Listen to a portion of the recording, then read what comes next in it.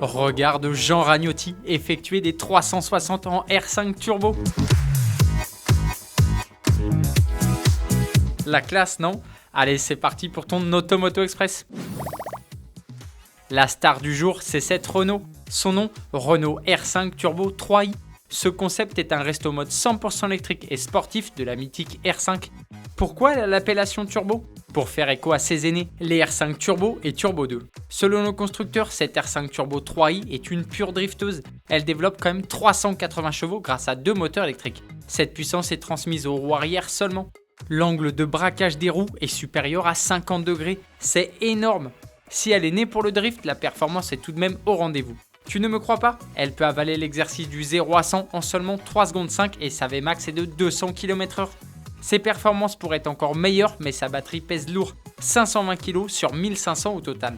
Cette auto se remarque très facilement par son énorme aileron, mais aussi par ses proportions. Elle mesure plus de 2 mètres de large. Cette R5 Turbo 3 qui sera au Mondial de Paris est un très bel hommage à la Renault 5 qui fête cette année ses 50 ans. C'est le sujet de la question du jour. Trouves-tu que Renault a bien travaillé? J'attends ta réponse dans les commentaires.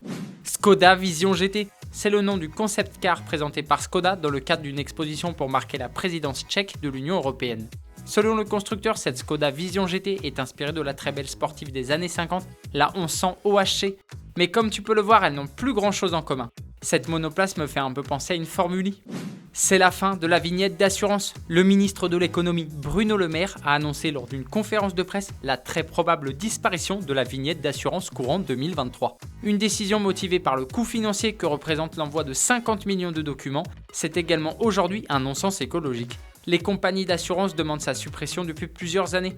En cas de contrôle, les forces de l'ordre ont accès aux fichiers des véhicules assurés. Ce dernier permet de vérifier plus rapidement les informations. L'US Motor Show. Ce samedi sur l'autodrome de Linas-Montlhéry aura lieu l'US Motor Show, un événement qui fait la part belle aux voitures et aux motos du pays de l'oncle Sam.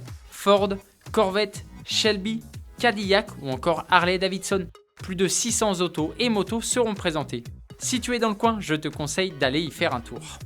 Ultime teaser avant sa présentation.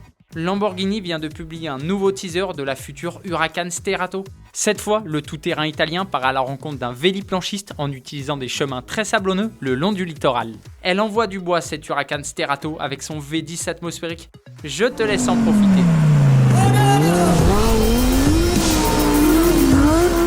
J'attends sa présentation avec impatience. Avant de se quitter, on va revenir sur la question que je te posais hier. Elle portait sur la Mercedes AMG C63 SE Performance et son 4 cylindres. Vous êtes plutôt mitigés dans les commentaires. Certains comme toi Marc trouvent que cette nouvelle bombe reste très impressionnante, même avec un moteur moins noble. Pour d'autres, la pilule ne passe pas. C'est ton cas Ashraf, elle ne te donne pas du tout envie cette nouvelle C63.